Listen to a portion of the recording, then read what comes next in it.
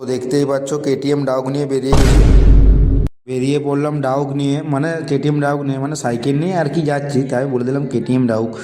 আজকে পুরো মুড একদম অন আছে, তো বেরিয়ে পড়লাম বাইরে থেকে সাইকেল। আজ আমি একা নই, সঙ্গে আমার বন্ধুরাও আছে। সবাই মিলে সাইকেলে যাওয়ার মজাটাই একটা আলাদা। সবাই মিলে একদম ভাইবস আজকের অন আছে পুরো টোটালি। হ্যাঁ, তোমরা ঠিকই দেখছো, এটা আমি নিজের ছোট দিনটা তোমাদের সাথে শেয়ার করছি। জার্নি তো এইসবে শুরু হলো, দেখো আরো কি কি হতে থাকে পরে পরে। রাস্তাটা একদম শান্ত, আর আমরা ধীরে ধীরে গন্তব্যের দিকে এগোচ্ছি। আমাদের গন্তব্য হচ্ছে শপিং মল। সবার কিছু না কিছু কেনার ছিল, তাই শপিং মলের দিকে কিনতে যাচ্ছে। বাবু লোক তো সবাই বুঝতেই পারছো আর কি।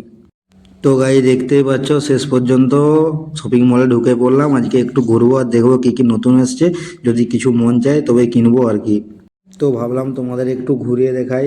এখানের জিনিসপত্র একদম দারুণ লাগছে, চোখ ফেরানো যাচ্ছে না, আরো ফেরানো যাচ্ছে না। বেশি করে খাবার জিনিসগুলো দিক থেকে মনে হচ্ছে শুধু খাই খাই। সবার পছন্দের জিনিস কিনে সবাই বাইরে বেরিয়ে এলো। তো ব্যাগ ভারী হয়েছে কিনা বলতে পারছি না, কিন্তু মন সবারই দেখে মনে হচ্ছে পুরো হালকাই আছে। তো তখন ঘোরাঘুরি করে খিদে তো লাগবেই, পেট তো কারো কথা শুনে না। তাই দেখতেই পাচ্ছ কিছু খেয়ে নিলাম।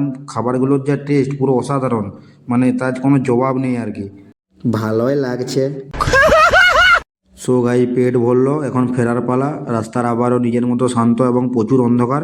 আমরা ধীরে ধীরে করে ফিরছি রাস্তাটায়। আস্তে আস্তে সাইকেল চালাতে হচ্ছে, অন্ধকারে উপায় নেই আর। দীর্ঘ সময়ের শেষে মানে অবশেষে হোস্টেলের রাস্তায় ঢুকে পড়লাম। পুরো বাড়ির মতোই লাগে আর কি হোস্টেলটা। তো গাইজ আজকের জার্নি এখানে শেষ, দেখা হবে পরের ব্লগে। বাই।